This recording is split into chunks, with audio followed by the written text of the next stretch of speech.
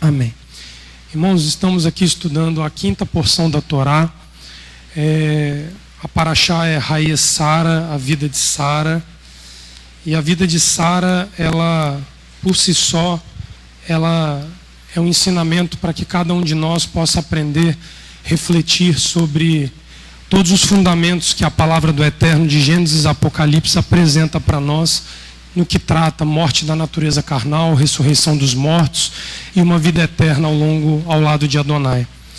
O Eterno essa semana muito nos exortou, muito nos corrigiu.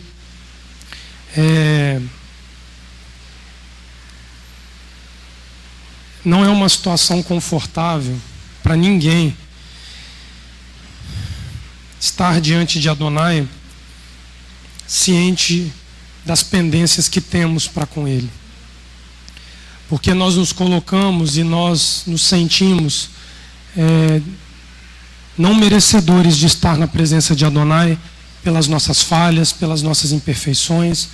E na maioria das vezes o que vem sobre nós é uma acusação no nosso íntimo de que nós estamos reincidentes nos mesmos problemas, nas mesmas falhas e nos mesmos pecados. Muitas vezes, quando nós não temos o domínio sobre esse tipo de situação, nós damos espaço para que algo muito ruim cresça dentro de nós e se exacerbe de uma forma perigosa, a ponto de colocar em risco a nossa relação com o Pai. E quando nós tomamos isso para nós como uma espécie de fortaleza, de um porto seguro sobre nós, nós vamos, sem mesmo perceber, nós vamos nos distanciando da presença de Adonai. O Eterno nessa Parashá, ele, durante a semana, ele já nos falou que nós deveríamos descer de onde estamos e nos submeter ao local onde Adonai espera que nós estejamos. Nós vamos ver que desde o início da história de Abraão, em Gênesis, no capítulo 12, a Parashá Lech Lecha, vai por ti. Abraão é um homem que não está estático. Abraão desce a todo tempo. Ele desce ao Egito, ele desce ao deserto, ele desce a uma terra estrangeira. E ele é um homem que faz movimentos constantes enquanto estava vivo. O ato de subir e descer, que fala dos movimentos e as jornadas de Abraão, junto com Sara e durante um tempo com Ló, que saiu com ele de Padã, fala da necessidade que nós, como seres humanos, temos de descer à condição a qual nós fomos formados para restaurar o nosso relacionamento com o Criador. Nós vamos ver que a Parashá começa falando da morte da mulher de Abraão. Só que os rabis nomeiam a porção como a vida de Sara. Parece um antagonismo falar de vida quando é apresentado para nós o funeral da matriarca de Israel. Mas nós vamos ver que por trás disso, os 127 anos de Sara, eles são importantes. Mas o seu ato de morrer e ser enterrada tornou o ápice da sua vida com o Criador. Porque quando nós olhamos para a história de Abraão, é muito fácil a gente se apegar à história do patriarca Abraão. Porque Abraão é Abraão. Tudo começou com ele. Quando nada existia, quando não havia sobre a humanidade uma palpável promessa de retorno à presença do Criador, vem Abraão, já em idade avançada, e ele dá início a um processo que chega até os dias de hoje, ecoando nos nossos ouvidos como o nome de Teshuvá, retorno, arrependimento, seja qual for o nome que nós queremos dar ao nosso retorno para o lugar onde habita a presença de Adonai. Isso começa com o patriarca Abraão. Mas, nesse ciclo, quando estudava um pouquinho da Parashá, o Eterno me ensinou que nós precisamos também olhar para a vida de Sara. Porque Abraão e Sara, como um casal, eles são apenas um. Um complementa a existência do outro. Abraão, ele sem Sara, ele não completaria a obra, e Sara sem Abraão não completaria a obra que recaiu sobre a mão de cada um deles. E essa maior obra é a geração de um descendente que assumiria o posto de filho de uma promessa dada ao próprio Abraão. E dali uma multidão se formaria atrás desse único filho, de uma mulher idosa, de um pai idoso e de uma mulher estéril. Nós sabemos que as matriarcas de Israel tinham essa característica, né? Tanto Sara quanto Rívca, né? Rebeca e quanto Raquel eram 3 mulheres inférteis do ponto de vista físico. Mas elas geraram uma vida e proporcionaram vida a muitos, direta e indiretamente. Tanto aos de seu sangue, quanto àqueles que foram absorvidos pela promessa que veio através deste sangue que eles deram vida. E interessante que quando nós olhamos para a vida de Sara, nós também vemos em Sara uma mudança de nome. Ela era chamada Sarai, e depois o homem de Adonai aparece a ela e muda o nome dela para Sara. Da mesma forma que Abrão começa... Contenciosa, é uma das formas de se traduzir o nome Sarai. E quando você vê Abraão também saindo da condição de Abrão, se tornando Abraão, isso nada mais é do que uma forma enfática do Criador mostrar que uma criatura que nasceu de uma forma, morreu de outra.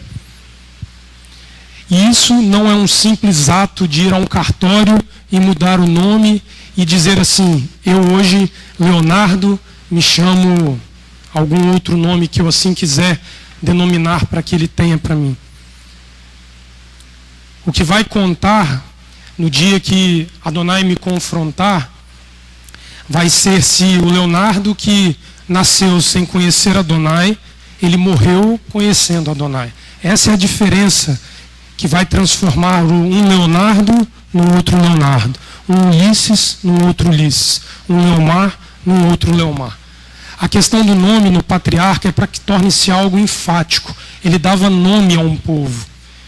Ele deu nome a uma descendência. Então precisava ser um marco para ele. Mas se nós observarmos, tanto na história de Abraão, de Isaac e de Jacó, todos eles alcançam esta graça da parte de Adonai de serem publicamente reconhecidos como homens que nasceram de uma forma e morreram de outra, já numa idade avançada. Nenhum deles foi frutífero quando jovem. Todos eles percorreram ciclos diante de Adonai para serem frutíferos. E o nosso problema é que nós carregamos conosco as nossas deficiências na nossa alma, e nós queremos de um dia para o outro sairmos de uma condição pré-existente para uma outra, e queremos um resultado rápido. Abraão foi ter filho depois dos 80, não é isso, João, que diz? Ele foi circuncidado depois dos 80. Foi dado a ele uma promessa antes da circuncisão. Existem coisas que o Criador precisa fazer no interior do homem primeiro, para que depois brote o símbolo físico daquilo que ele quer fazer de forma pública na vida deste homem, na vida de um povo, na vida de uma nação. Lembre-se que Jacó se tornou Israel depois de ser manco. É um antagonismo. No momento, no ápice da virilidade de Jacó, ele não era nada. Quando ele se torna um homem manco que arrastou e claudicou para o resto da sua vida, e segundo ele foram poucos e maus os seus dias, na terra do Egito ele declara isso para Faraó, é que ele se torna Israel, o homem de El. Se nós não acompanharmos esse antagonismo existente entre a vida física e a vida espiritual, nós seremos imediatistas e não teremos a oportunidade que Sara teve de conhecer a ressurreição dos mortos e ser, segundo os rabis, o maior anúncio de ressurreição dos mortos contido na própria Torá.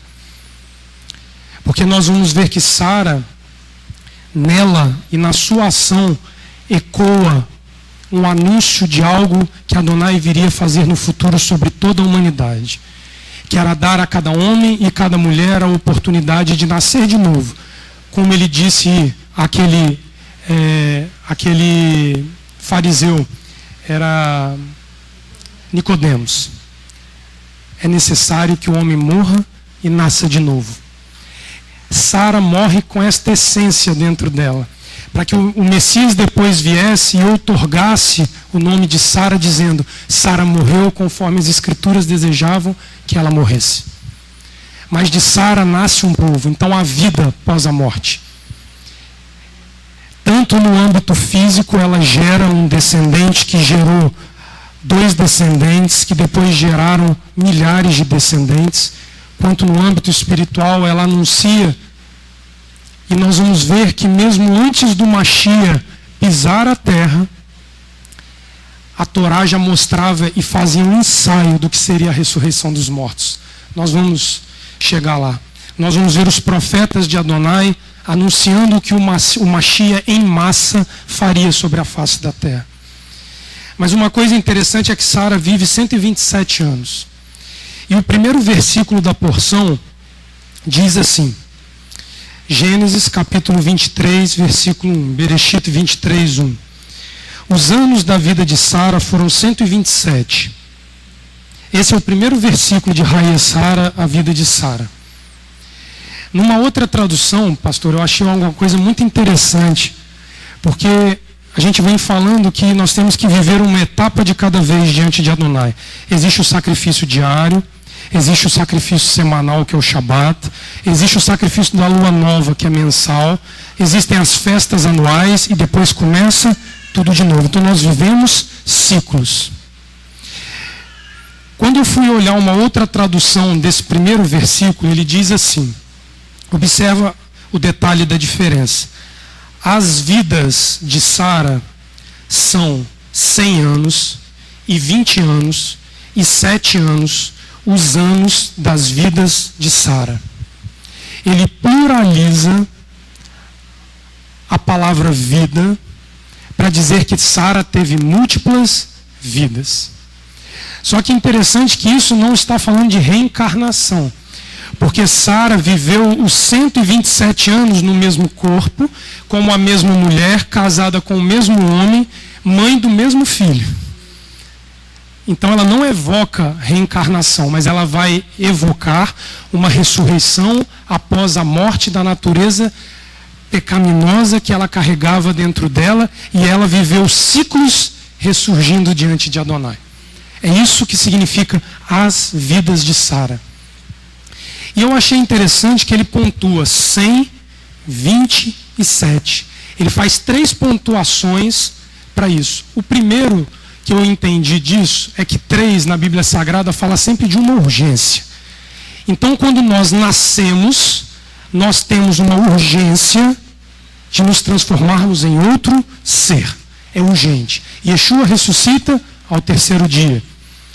Era uma urgência. Ele precisava sair do mundo dos mortos e vencer a morte. E aparecer e testemunhar para aqueles que o viram. E 50 dias depois ele ascende aos céus em glória para a destra de Elohim, o Pai. Quando nós vemos uma estrutura sinagogal, ela é estruturada em 3 pilares. Torá, que é o ensino da palavra. Tzedaká, que é a justiça social fundamentada nos princípios da palavra de Adonai. E na Tefilá, que são os sacrifícios e as orações diárias. É urgência estabelecer isso em meio a um povo. Veja que não é à toa que um país, quando se constitui, ele se constitui num pilar de 3 poderes: legislativo, executivo e judiciário. Mesmo sem conhecimento, o número 3 rege a urgência de uma estrutura física e de uma estrutura espiritual de um povo ou de um indivíduo por si só. Note que quando nós vemos ele delinear 100 anos, 20 anos e 7 anos, eu me despertei para a questão do alfabeto hebraico relacionado a essas 3 letras. A primeira letra, que simboliza o número 100 na gematria do alfabeto hebraico, é o Kof. O Kof tem ali vai ficar ruim de ver ali. É a última letra, naquela primeira frase ali dentro da porta, é a última letra lá na esquerda, é o Kof. O Kof, segundo a gematria, ela tem um significado de profano, falsidade, impurezas e más ações. E aí eu compreendi, Leomar, que é a condição em que nós nascemos. Davi diz que em pecado me gerou a minha mãe. Desde o ventre nós já carregamos sobre nós a herança de um pecado que Adão e Eva no passado cometeram. Então nós nascemos em meio à contaminação. Há uma vida afastados daquilo que é a santidade e a pureza que Adonai criou homem e mulher no ato de Bereshit, no princípio de todas as coisas. O número 20 é uma outra letra que é o Kaf. O Kaf é essa letra aqui, ó, parece um C. O Kaf, ele significa aquele que se encurva, aquele que se submete. Que é o primeiro processo que homem e mulher precisam enfrentar quando ele quer se sujeitar ao poder divino. Eu me submeto, eu me curvo. E este curvar, ele vai falar de uma ação física. Toda vez que nós vemos falando que é povo de dura cerviz, que é um povo que tem dificuldade de se inclinar, mas não se restringe ao inclinar físico. O muçulmano se inclina 6 vezes por dia voltado para Meca, e não é esse o inclinar que Adonai espera do homem. Adonai espera que o homem se incline, que ele desça, como nós vamos ver mais à frente, Rebeca desceu de um camelo. Só que o descer que Adonai espera do homem não é um descer voluntário. Porque nós vamos ver mais à frente que a tradução diz que Rebeca cai do camelo. Adonai precisa nos derrubar. Ele precisa nos submeter. Ele precisa nos curvar diante dele. E isso dentro de uma condição íntima, onde nem eu, Leonardo, sei se eu me curvo ou não a Adonai. Mas Adonai sabe. Se em uma situação eu sei dar honras a Ele e não tomo para mim a glória que pertence a Ele. Esse é o encurvar simbolizado pela letra Kaf. A terceira letra é o Zain. O Zain aqui não tem. Mas todo mundo conhece lá no café do Rafa, da Dani, leva o nome de Zain. Parece uma espada. Ele tem... Deixa eu ver se ele tem lá. Não, não tem lá nas tábuas. Se alguém achar um Zain por aí, vocês me falam que eu... Mostra o Zain que eu podia ter trazido. Tem o Zain ali?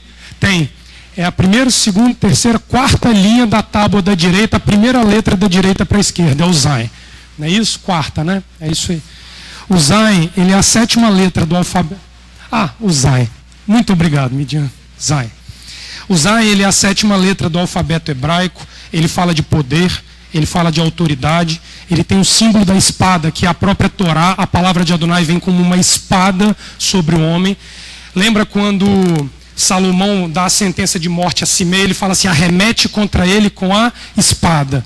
Ali era o julgamento físico pela morte de Simei, por ter abandonado o exílio, mas ali falava de uma morte espiritual julgado pela Torá. A letra hebraica que dá símbolo a isso é o Zain. Só que quando nós olhamos a palavra poder, autoridade, coroa, parece a exaltação daquele que se submeteu. Não é. É a capacidade de ser tomado por Adonai como aquele que se submete diante de Adonai, para que o poder e a autoridade de Adonai chegue a todos. Você se torna um estabelecedor de justiça. Esse é o ápice da vida de Sara. Ela se torna uma mulher justa para ela e para as gerações seguintes. Tal qual Noé não foi justo para as outras gerações, foi apenas justo para a geração dele, Moisés, Abraão foram homens que vislumbraram as gerações futuras. Lembra que Hebreus capítulo 11 diz o que? Abraão, sem ver, cumprida a promessa, creu, e isso lhe foi imputado por justiça. Isso é Hebreus capítulo 11, baseado lá no capítulo 12 de Bereshit, quando ele é chamado por Adonai para ir a uma terra que ele desconhecia. E aí, é daqui, foi estudando isso que eu entendi melhor, que daqui nasce o conceito de coroa do Shabat. O Shabat ser considerado a coroa da criação, porque ele estabelece de maneira justa o nome de Adonai como poderoso supremo sobre o universo. Então ele é um dia coroado. O homem e a mulher que forem tomados por Adonai e chegarem neste nível de intimidade com Adonai, receberão aquilo que lá na frente vai ser chamada a coroa da salvação. Que Paulo lá na frente, acho que é Paulo que anuncia, como aqueles que forem remidos pelo Eterno e terem a sua vida pautada nas Escrituras, eles terão a coroa da vida sobre a cabeça. É dentro deste conceito. Então Sara, de certa forma, ela foi coroada pela obra a qual ela realizou. Mas não teve tempo de ser exaltada em vida para perder tudo. Ela foi coroada depois de ser sepultada.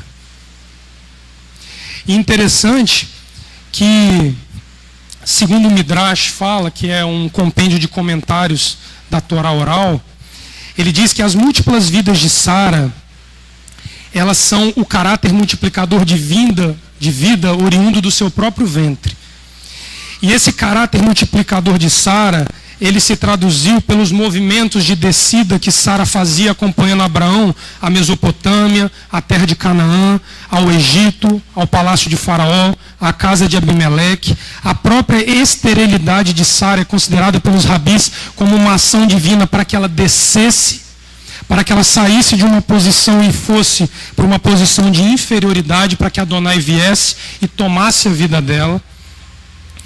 E acima de tudo, é o motivo pelo qual pluraliza a palavra vida no primeiro versículo dessa porção.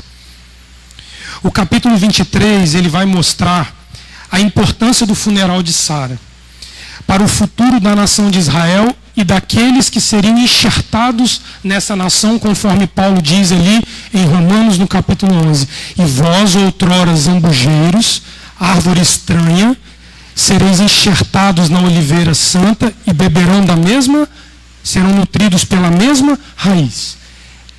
Dentro dessa condição, o túmulo de Sara, ele toma uma importância universal e única na história da Bíblia Sagrada. O clamor de Abraão teria que ser ouvido por todas as gerações. Se nós ignorarmos o clamor de Abraão nesta porção aqui, de Raiz Sara, a vida de Sara, nós seremos ignorados por Yeshua lá na frente quando formos confrontados por ele. Ele vai dizer assim para nós: não te conheço. Porque nós vamos ver Yeshua evocando a descendência, ele sendo a própria descendência de Abraão, evocando aquilo que Abraão e Sara fizeram como obra que estava sobre a responsabilidade deles fazer. Leomar, eu vou te pedir para me dar uma força, acho que tem um microfone aqui. Lê para mim o capítulo 23, Gênesis capítulo 23, do 1 ao 20. Aqui nós vamos ver a negociação de Abraão, a luta de Abraão para ter direito a enterrar a sua mulher morta na terra a qual Adonai deu a ele como promessa. Nós vamos ler do verso 1 ao verso 20, Leomar, por favor. Os anos da vida de Sara foram 127. Morreu Sara em Kiriat Arba, que é Hebron, na terra de Canaã, e veio Abraão lamentar Sara e chorar por ela. Depois se levantou Abraão de diante da sua esposa morta e disse aos filhos de Het: estrangeiro e peregrino sou entre vós. Dá-me o direito de um lugar de sepultura entre vós, para que eu sepulte a minha morta. Respondeu os filhos de Het a Abraão: ouve-nos, meu senhor, príncipe de Elohim. És no meio de nós. Enterra a tua morta na mais escolhida de nossas sepulturas. Nenhum de nós te vedará a sua sepultura, para enterrares a tua morta. Então se levantou Abraão e prostrou-se em terra diante do povo da terra, diante dos filhos de Het, dizendo: se é de vossa vontade que eu sepulte a minha morta, ouve-me e intercedei por mim junto a Efrom, filho de Zoar, para que ele me dê a caverna de Macpela, que possui no fim do seu campo, que me dê pelo devido preço em posse de sepulcro no meio de vós. Ora, Efrom, Eteu, estava sentado no meio dos filhos de Het, e respondeu Efrom a Abraão aos ouvidos dos filhos de Het, de todos que entravam pela porta da sua cidade, dizendo: não, meu senhor, ouve-me, o campo te dou, também te dou a caverna que nele está, na presença dos filhos de meu povo, ta dou por sepultura a tua morta. Então Abraão se inclinou diante do povo da terra e disse a Efrom, aos ouvidos do povo da terra, se te agrada, ouve-me, peço-te, darei o preço do campo, toma-o de mim e sepultarei ali a minha morta. Respondeu Efrom a Abraão, meu senhor, ouve-me, um terreno de 400 ciclos de prata, que é isto entre mim e ti? Sepultai ali a tua morta.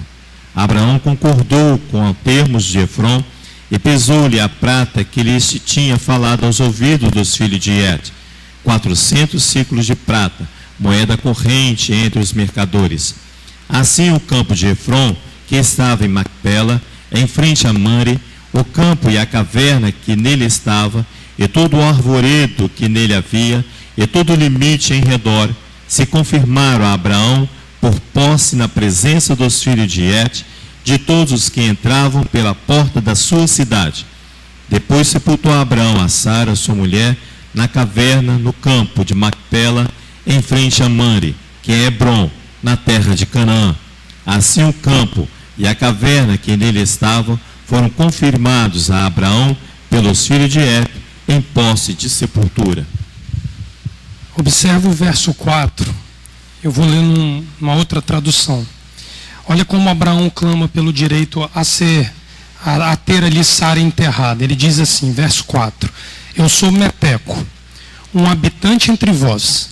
Dai-me propriedade de sepulcro entre vós, e enterrarei minha morta diante de mim. Quando Abraão ele faz esse clamor diante dos filhos de Het, Abraão já tinha ciência que a descendência iria ficar exilada 400 anos. E analisa a situação do seguinte ponto de vista. Você é Abraão. Adonai aparece para você. Adonai promete a você um filho e dá a você um filho. Ele diz que desse filho virá uma multidão e que você vai ser dono de uma determinada parte de terra. Abraão estava de luto, vocês concordam? Ele estava em busca de enterrar a sua esposa.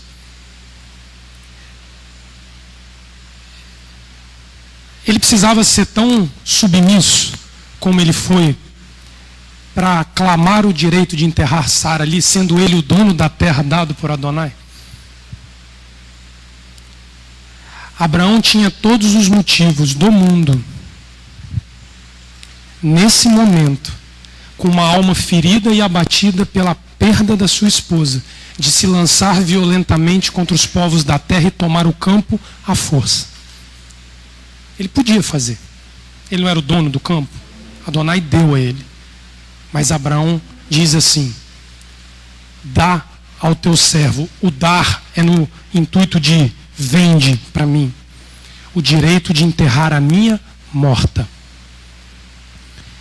Mesmo sabendo que nos céus já havia sido entregue a ele aquela terra, para a descendência que haveria de vir dele, Abraão, ele vai ao povo da terra, porque o sacrifício que Abraão fazia naquele momento de se sujeitar, daria oportunidade a todos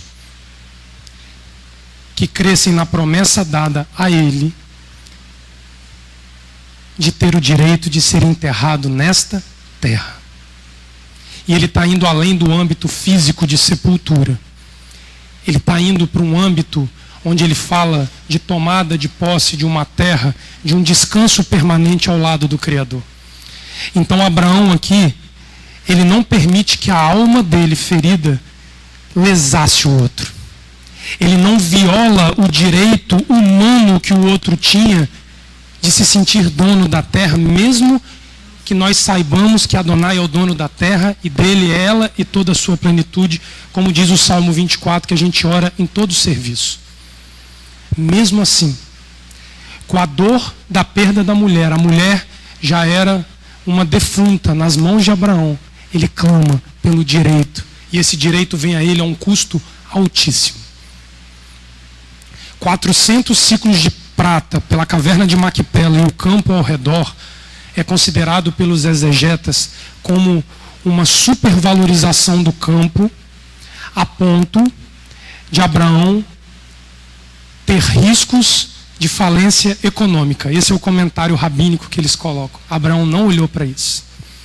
Ele viu o valor que teria ter a sua morta enterrada ali. Sabe por quê?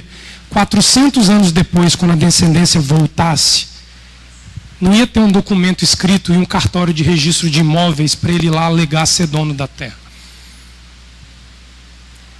Mas tinha uma escritura na forma do corpo da sua mulher enterrada ali naquele local, onde depois ele seria ali juntamente enterrado. Mas sabe o que é o mais interessante? Que quando fala enterrar ali a minha morta, ele não usa a palavra nefesh, de cadáver pecaminoso. Ele usa simplesmente a palavra de um corpo que perdeu a sua alma vivente. Ele não está dizendo que ali ele está enterrando Sara com as suas mazelas de alma ali dentro. Ali ele está enterrando uma Sara vivificada, que teve os seus últimos 7 anos coroada por Adonai pela obra que realizou diante de Adonai. Então ele enterra em santidade o corpo de Sara. Isso não tinha valor para Abraão. Isso não tem valor para nós descer a sepultura em paz com Adonai, sabendo que nós podemos dar o grito: onde está a morte, o teu aguilhão? A morte foi vencida. Paulo, em 1 Coríntios capítulo 15, ele está ecoando o grito de Abraão quando diz: dá-me a terra, para enterrar a minha morta. Nós temos o direito de descer nas mesmas condições que Sara a esta terra. Mas o preço vai ser muito alto.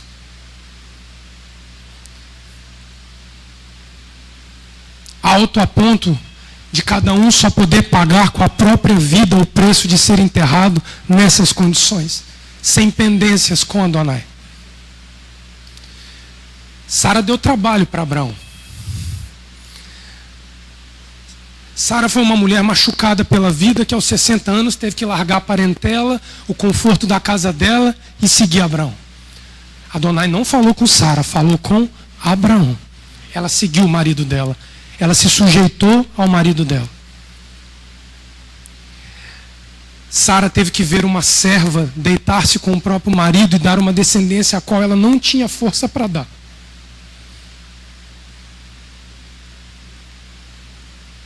Sara foi obrigada a dizer a Abraão: separe Isaque dos filhos de Agar, de Ismael e dos filhos de Quetura, para que Isaque seja separado de Adonai e não sofra na mão deles. Sara não teve prazer nisso, mas foi necessário para Sara passar por isso e dar a ela o direito de ser enterrada nessas condições. E o pecado dela, a mazela de alma dela ser pública, para que nós hoje tivéssemos a oportunidade de aprender com o exemplo de Sara. Mas hoje nós preferimos nos esconder atrás da nossa alma machucada e lançarmos a culpa no outro, a culpa no próprio Adonai, e não reconhecermos as nossas próprias mazelas. É mais fácil. É mais fácil ir ao psicólogo e ouvir dele e dizer assim: existem 2 formas para você ceder ao pecado. Ou você luta contra ele, ou você cede a ele. E o caminho mais fácil é ceder. Sara se recusou a ceder. E Sara ainda teve o desafio de morrer sem saber se Isaque teria uma descendência com uma mulher digna de dar descendência para ele. Ela não teve o direito de escolher a mulher de Isaque. Foi o pai Abraão que manda um emissário tomar este encargo sobre ele. Imagine a dor de Sara como mãe, sabendo que era o único filho, um homem já em idade avançada como Abrão, ela tendo a oportunidade de poder escolher uma mulher que se afeiçoaria a seu filho e cuidaria dele. Ela não teve esse privilégio. É por isso que a gente fala a vida de Sara e não a morte dela.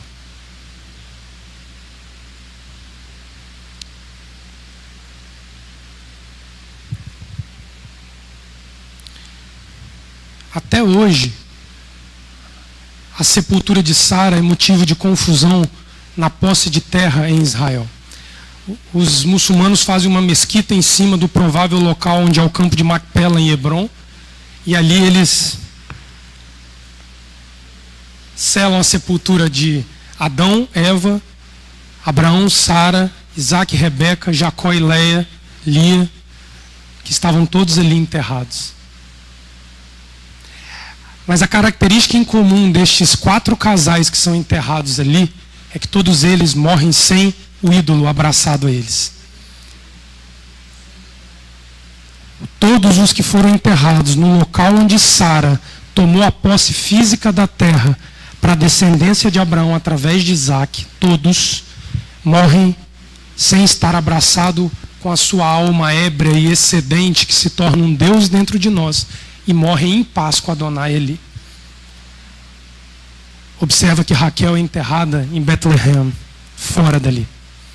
Foi ela que carregou escondido os ídolos da casa de Labão junto a Jacó, quando Jacó escapa de Labão. Quando o livro de Bereshit ele exorta sobre essa questão da sepultura de Sara, o patriarca, quando ele lança a mão de 400 ciclos de prata, existem inúmeros comentários rabínicos sobre o que significa o número 400. Mas quando Davi ele compra a eira de Araúna, que viraria ser o local onde Salomão ia construir o templo, Davi não pagou tanto quanto Abraão pagou por um túmulo. Não adianta você reverenciar o templo se você primeiro não reverencia a morte na sepultura que Sara desceu. Porque o templo só vai ser permitido habitar aqueles que morreram como Sara na sepultura, nas condições de Sara. Porque o templo, ele é uma beit, ele não é uma orel, uma tenda. A gente tem sido ensinado que a orel ela é provisória, é uma habitação móvel, simples e leve, que o homem nessa terra arma e desarma com facilidade para se deslocar, como Abraão e Sara. Existia o orel Avraham, a tenda de Abraão, e o orel Sara, a tenda de Sara. Eles eram pessoas que se deslocavam com facilidade. Leonardo, essa aquisição da terra, Abraão que pagou por ela, mas foi Sara que adquiriu. Sim. Por isso, quando nós estamos no Shabat, complementa o outro. Isso. Por isso que no Shabat, quando nós oramos pelas mulheres, o provérbio diz assim: examina uma propriedade, adquire e planta uma vinha com o fruto das suas mãos, Amém. Garantindo ali uma descendência. A mulher que é sábia, como Provérbios 31 incentiva que cada mulher seja, ela vai entender que tal qual Sara tomou posse de uma terra para sua descendência, ela precisa em vida morrer para dar direito à sua descendência de habitar uma terra. Igualzinho, ela precisa preparar a condição de vida dos seus descendentes. Sara não foi egoísta. E ela não se preocupou com a questão do imóvel em si. Ela preocupou em ser o exemplo de uma matriarca que morria da sua condição de alma machucada e que tinha todos os motivos para ter, mas não se escondeu atrás dessa alma para confrontar Adonai. Ela morre em paz com Adonai. O Nefesh, a alma dela foi tratada em vida para que ela morresse em paz com Adonai. E o Eterno tem gritado para que nós dessemos a oportunidade dele entrar, como Abraão pede a oportunidade de comprar a terra e paga por ela. O Eterno nos dias, ele grita para nós que ele está pedindo que nós abramos a porta da nossa alma para que ele entre e trate a nossa alma. Ele não vai invadir. Ele não é um arrombador de porta. Apocalipse capítulo 3, verso 20 diz: eis que estou à porta e bato. Só que tem um detalhe.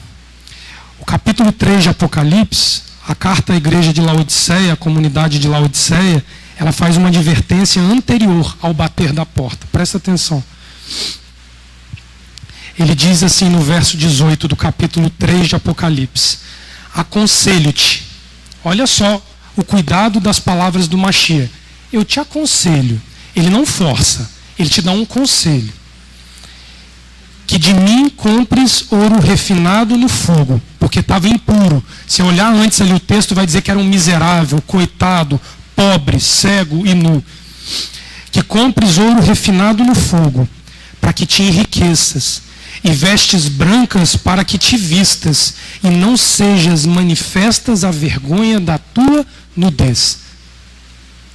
A vergonha da tua nudez, Yeshua está voltando à condição do homem que é coberto com peles lá no Éden, no ato do pecado original.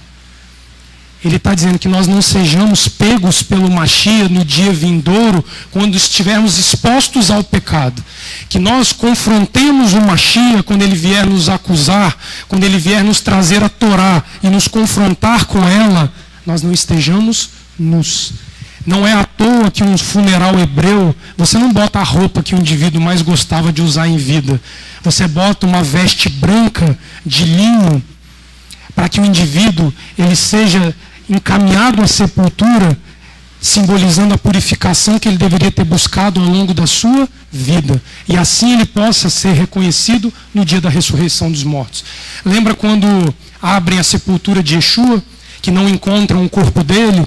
A Bíblia diz que encontra o quê? Pedaços de pano de linho jogados dentro da sepultura, porque ele venceu a morte, ele ressuscitou e ele saiu exaltado diante de Adonai. Já não precisava de vestimenta humana para Yeshua depois, porque ele já tinha sido ressurreto diante de Adonai.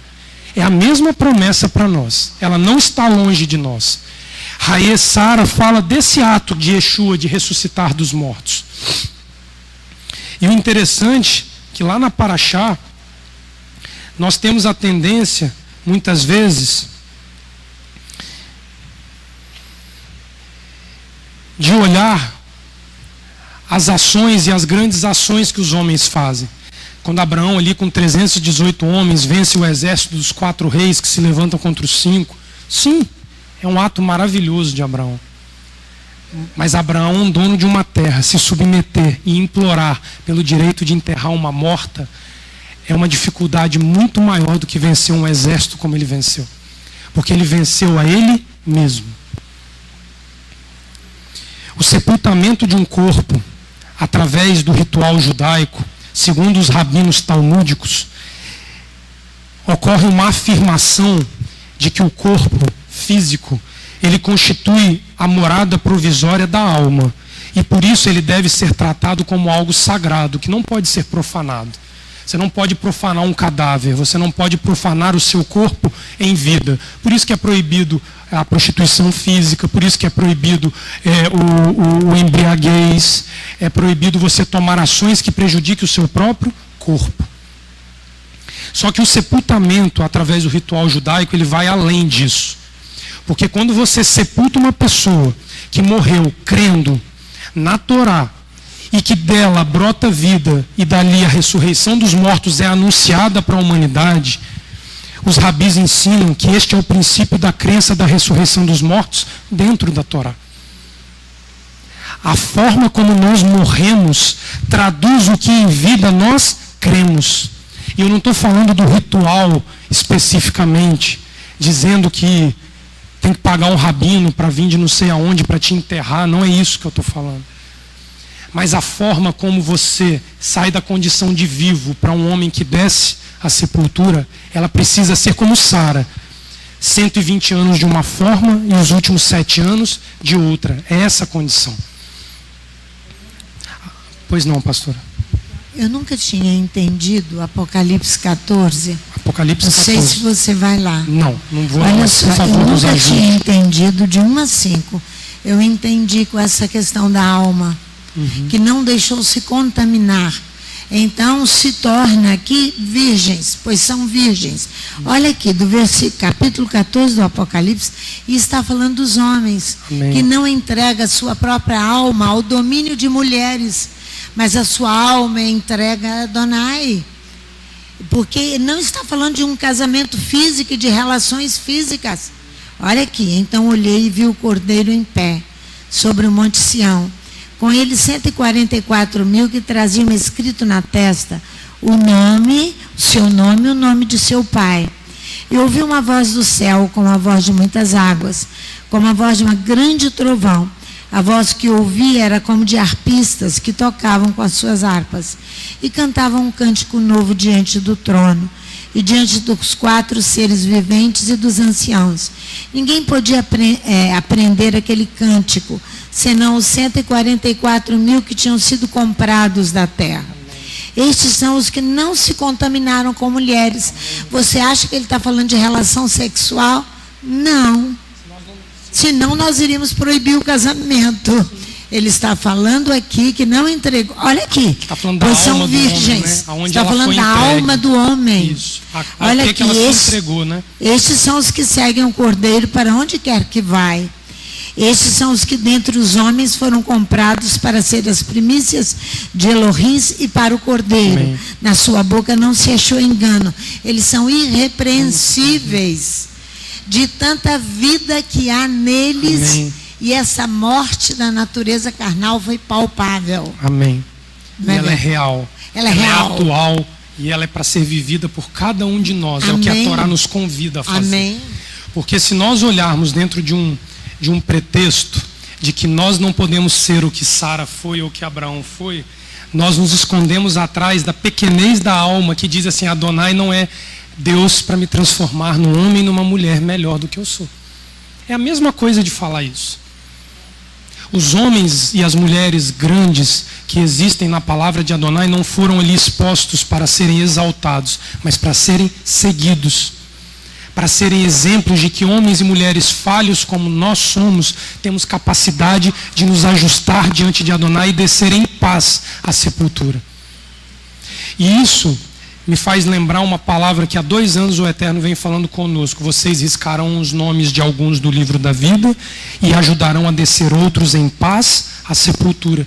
Porque é nesse momento final da vida que o homem vai fazer essa decisão, se ele desceu junto a Adonai ou se ele desceu abraçado com ele mesmo, o maior ídolo que ele traz com ele. E a questão do paralelismo que os exegetas, né, os estudiosos da palavra fazem com o custo disso na vida de uma pessoa, traduzido ali pelos 400 ciclos de prata que Abraão teve que lançar a mão para enterrar Sara, é o preço que o salmista ali no Salmo 49 diz que é o custo de uma vida. Abre lá o Salmo 49. O apelo do salmista é que em vida nós nos inclinemos como Sara fez. Olha a segunda etapa da vida de Sara. Ela se inclina. Lembra que a gente canta a música Inclinai os ouvidos, terra e céu? É o clamor direto da boca de Adonai pedindo que nós nos submetamos ao que ele fala. De alma, de corpo, de mente, com todo o nosso ser. Senão não tem validade para o Criador. Não tem.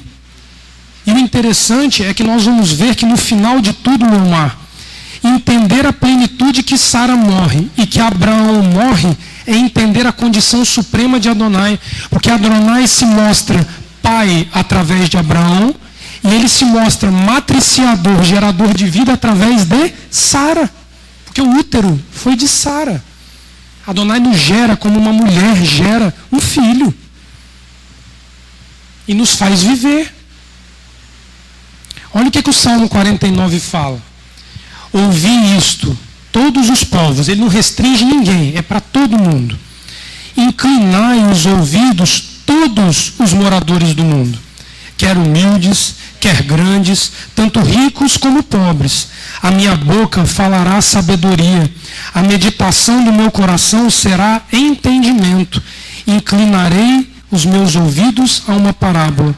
Decifrarei o meu enigma na harpa. A harpa é o momento que o músico está ali em direta conexão com Adonai. Ali ele vai ter exposto o caráter dele, o qual outrora não estava revelado, e ele vai ter a chance de mudar. A harpa de Apocalipse no capítulo 14. Porque quando você para se inclinar diante de Adonai, você dá a oportunidade dele falar e nós ouvirmos. E é por isso que é Shema Israel, ouve Israel. Mas se Adonai não vier dos céus e revelar isso para nós, nós somos incapazes de enxergar isso. Não está explícito aos nossos olhos.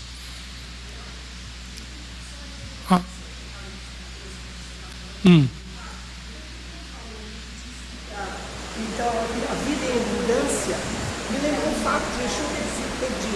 Eu vim para dar vida e abundância. Agora eu nunca entendi essa abundância. Como assim? Essa vida é abundância. Agora eu entendo porque essa vida que o pastor está falando agora, que vocês estão falando. Essa vida de abundância que ele quer, nos últimos 7 anos ela teve. É isso. Amém. E a abundância dela se traduziu pela multidão que se tornou a nação de Israel. É o símbolo físico do que Adonai fez na vida íntima de Sara. E interessante que o Salmo continua dizendo assim: por que temeria eu nos dias maus, quando me cercar a iniquidade dos que me armam ciladas, dos que confiam nos seus bens, se gloriam na multidão das suas riquezas? O que ele está dizendo aqui é o seguinte: quando a minha alma se voltar contra mim, por que eu vou temer, se o meu ouvido está inclinado à voz de Adonai? Aí ele diz aqui: ninguém pode remir ao seu irmão, ou dar a Elohim o resgate dele, pois a redenção da sua alma é caríssima, e seus recursos se esgotariam antes, para que vivesse para sempre, e não sobra decomposição. Pois todos podem ver que os sábios morrem, que perecem igualmente o tolo e o insensato, e deixam a outros os seus bens. Agora olha onde é que pega o problema aqui. O seu pensamento íntimo é que as suas casas serão perpétuas, as suas habitações de geração em geração, dão às suas terras os seus próprios nomes. Aqui está o problema. É no nosso íntimo, é na nossa alma, que nós vamos esconder o sentimento de que eu vou morrer do jeito que meu pai me ensinou ser. Eu sou a continuidade da minha mãe. Eu sou o meu pai mais novo. É desse íntimo pensamento que nos prende a coisas humanas que ele está dizendo aqui, ó. Todavia o homem, apesar das suas riquezas, não permanece.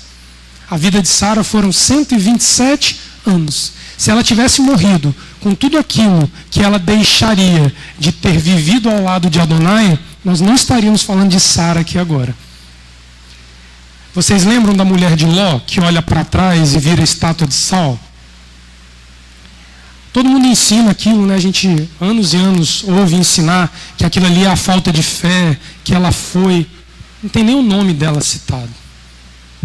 Ela é ignorada. Ló precisou deitar com as 2 filhas para dar descendência. Ela foi ignorada.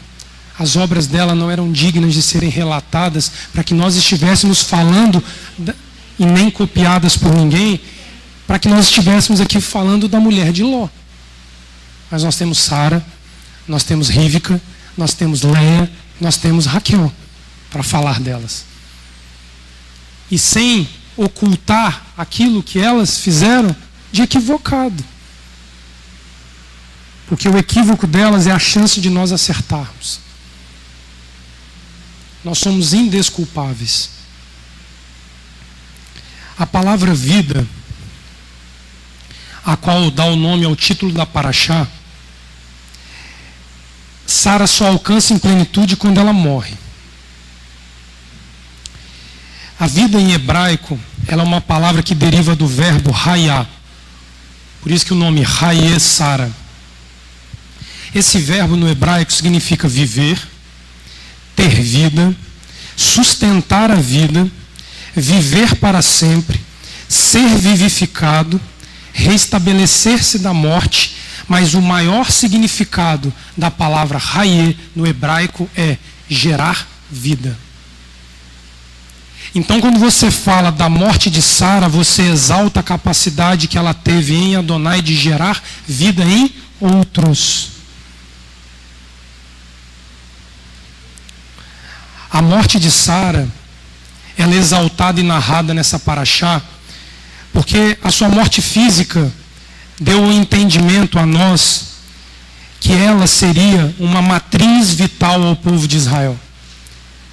Sem o ventre de Sara não haveria a nação eleita por Adonai sobre a face da terra. Em Sara, nós vemos o caráter matricial de Adonai aberto à humanidade. E que seu descendente viria que de seu descendente viria a oportunidade de salvação para o mundo. Isaac, filho de Abraão com Sara, personifica a pessoa do Messias de Israel, Yeshua HaMashiach, em todas as ações que ele toma em vida.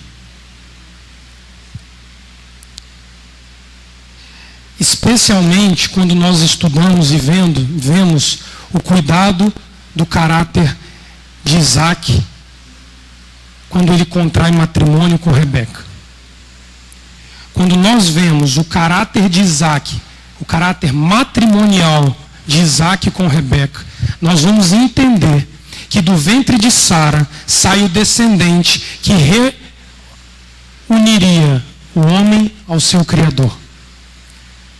O homem não se reúne ao Criador diretamente através do Criador, mas através do descendente do Criador que vem na terra e dá oportunidade de redenção à humanidade. Isaac traz uma estrangeira da terra de Canaã para dentro da terra de Canaã e vai fazer dela a sua esposa. E Yeshua é tido como noivo que sai da parte do Pai para trazer a sua noiva, a sua comunidade, de volta à presença do Pai. Mas a ação é de Yeshua. Vós, que outroras eres estranhos à presença de Adonai, hoje tem acesso ao Pai. Mas quem dá o acesso é Yeshua. É Isaac que dá o acesso aos povos para se fazer parte da família de Abraão. É uma personificação perfeita do Mashiach Yeshua com Isaac. Quando nós olhamos esta relação matrimonial, e talvez o livro que mais seja francamente tradutor deste conceito matrimonial do noivo com a noiva, falando da humanidade com Yeshua, o Redentor da humanidade, é o livro de Cantares. Quando nós vemos ali o ensaio de Salomão falando do noivo cortejando a noiva, nós vemos o que no futuro Yeshua viria fazer com a humanidade. Ele corteja a humanidade para que a humanidade venha para junto dele. E interessante que a gente consegue compreender esse caráter matriciador de Adonai por trás deste noivado quando nós vemos exatamente o rompimento desse noivado. Vai lá em Êxodo, capítulo 32. Por favor. Êxodo, capítulo 32.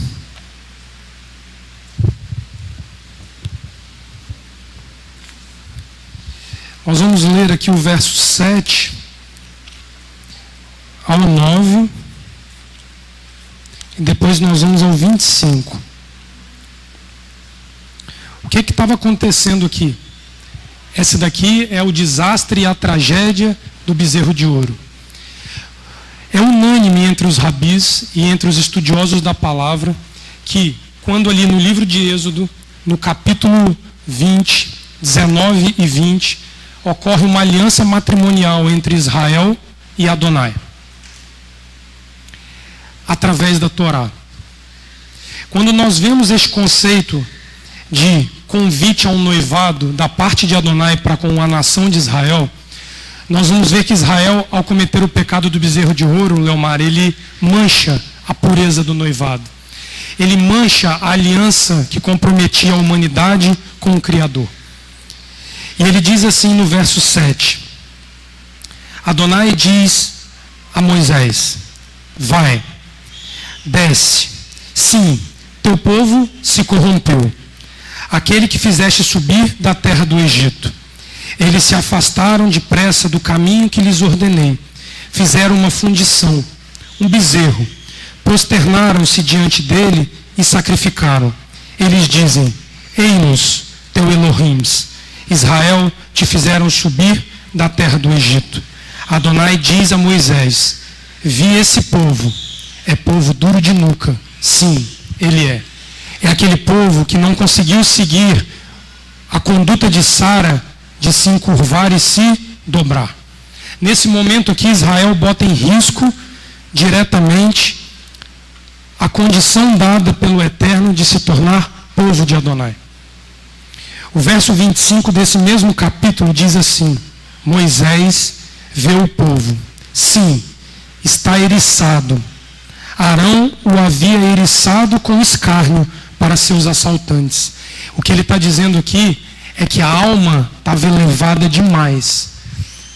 Eles não tinham condição e poder de subjugar a alma para que mantivessem a santidade do compromisso que tinham contraído com Adonai. E aqui, Adonai literalmente diz: vai, leva o teu povo, Moisés. Mais à frente nós vamos ver que o Eterno, ele dá uma carta de alforria a Israel, momentânea, mas dá.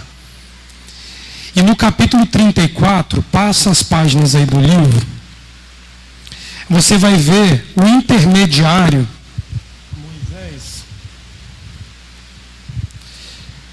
fazendo o apelo ao Eterno, para que o Eterno não rompesse e aceitasse essa noiva nas condições que ela estava, dando oportunidade dessa noiva de se ajustar. Olha o verso 3 do capítulo 34, o que ele fala: nenhum homem subirá comigo, nenhum homem tampouco se verá em todo o monte, nem ovinos nem bovinos pastarão diante deste monte. Ele esculpe as 2 tábuas de pedra como as primeiras. Moisés levanta-se de manhã cedo e sobe ao monte Sinai, como Adonai havia ordenado. Leva em sua mão as 2 tábuas de pedra. Adonai desce na nuvem, posta-se com ele e ele clama o nome de Adonai. Adonai passa sobre suas faces. Ele clama: Adonai, Adonai, o matriciador, agraciador, longo de narinas, abundante em bem-querer e verdade, detentor do bem-querer para milhares, carregador do agravo, da carência e da falta. Ele não inocenta a ninguém, mas sanciona o agravo dos pais sobre os filhos e sobre os filhos dos filhos, sobre terceiros e quartos. Moisés se apressa, se inclina ao chão e se prosterna. E ele diz: se encontrei graça aos teus olhos, Adonai, então que ele vá. Adonai em nosso meio. Sim, é um povo duro de nuca. Sim, ele o é. Mas nossos agravos e nossas faltas e possui-nos.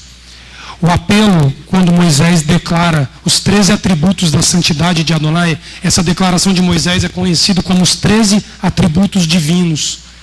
Ele apela para o caráter matricial, como se ele estivesse apelando a uma mãe, para que esta mãe permitisse que os filhos continuassem. E quando ele declara aqui no verso 7, detentor do bem-querer para os milhares, carregador do agravo, da carência e da falta. Recentemente nós fomos ensinados sobre isso. Esse aqui são as 3 formas de nós lesarmos a nossa alma no que diz respeito ao confronto com a santidade que Adonai declara na sua palavra. Moisés apela para que o lado matricial de Adonai perdoe o agravo da alma, ou seja, o pecado da nossa alma, a nossa carência que nós não conseguimos sujeitá-la para que Adonai venha e faça a obra sobre nós, e a falta, aquilo que nós fazemos contra a palavra de Adonai, que nos impede de ter acesso ao Criador. Aqui está o problema da alma do homem. A nossa alma, ela encontra esses 3 problemas. A culpa é o agravo, a carência e a falta. A pastora nos ensinou isso, não deve ter 6 meses que ela falou isso aqui para nós. O confronto que o Eterno deseja fazer com o homem, para que o homem possa retornar a ele e ter uma morte, onde ele tenha certeza de que ele vai voltar à presença de Adonai, necessariamente passa pelo ajuste da culpa, pelo ajuste da carência e da falta que reside em nossa alma. Se nós não enfrentarmos isso, a nossa alma se sobrepõe, como nós lemos aqui no Salmo 49, e ela se coloca entre nós e Adonai. E o conceito daquilo que se coloca entre o homem e Adonai é chamado de ídolo. A carência, a falta e a culpa que nós trazemos com as mazelas das nossas almas faz de nós criadores de bezerros de ouro que nos impedem de fazer parte da família de Adonai. O tempo encerrou. À tarde nós vamos continuar essa questão, porque nós vamos precisar ver como foi que Sara deu o legado e como foi que Isaac e Rebeca, eles conduziram a questão do matrimônio deles para que eles fossem o espelho daquilo que Adonai, através do Messias, faria com a humanidade. Então, à tarde nós estaremos retomando esse assunto, continuando daqui do ponto onde nós paramos, para que nós possamos encerrar esse Shabat estudando Raia Sara em paz com Adonai. Amém? Vamos nos colocar de pé, vamos orar. Eterno, em nome de Yeshua, nós queremos te louvar e te agradecer por este Shabat. Te louvar e te agradecer porque o Espírito de Adonai reina, ele paira sobre nós e nós temos a oportunidade de falar contigo, de ouvir a tua voz e de nos ajustarmos à medida que o Eterno insistir conosco. Perdoa os nossos pecados, olha para o íntimo do nosso ser, onde reside a nossa alma. E, Pai, nós te damos toda a liberdade para acessar o nosso íntimo ser e tratar a nossa vida, para que nós não venhamos constituir sobre nós, Pai, aquilo que é abominável diante de Ti, que é o ídolo, que é o poste-ídolo, e que, Pai, nos trará grandes maldições em nossa vida. Permita-nos descer em paz à sepultura. Permita-nos, ó Pai, quando chegar o nosso dia, nós temos o nosso coração pacífico diante de Ti, que lutamos e subjugamos o nosso ser até o último dia de vida, para que nós possamos morrer como Sara morreu, como Abraão morreu, em paz, em velhice, contando os nossos dias diante da Tua presença. Não nos deixa, Pai, ser vencidos pela nossa alma. Não nos deixa nos esconder como covardes atrás dos defeitos que existem na nossa alma, para que nós não venhamos a ser envergonhados diante de Ti quando o Mashiach vier nos confrontar. Trata esta casa, trata este povo, a cada um de nossos irmãos aqui que estão, cada um de nós quer apresentar esta questão diante de Ti. Ela é muito maior do que nós, ela é muito mais forte do que nós, por isso nós precisamos apelar para Ti, para que faças aquilo que nós não temos força sozinhos para fazer. Abençoa a nossa vida, dá-nos um Shabat de descanso, livra-nos, ó Pai, de nós mesmos, para que possamos ter uma vida alinhada contigo, diante da Tua presença. É o que te pedimos em nome de Yeshua, o nosso Messias. Amém. Yevareha Adonai verishmereha, Yair Adonai panaveleha viruneka, Issa Adonai panaveleha veasem leha shalom, Bishem Yeshua HaMashiach. Amém. Que o Eterno nos abençoe e nos guarde. Que o Eterno faça resplandecer o Teu rosto sobre nós e tenha misericórdia de nós. Que o Eterno sobre nós levante o Teu rosto e nos dê a paz. Em nome de Yeshua, nosso Messias. Amém. Shabbat Shalom a todos.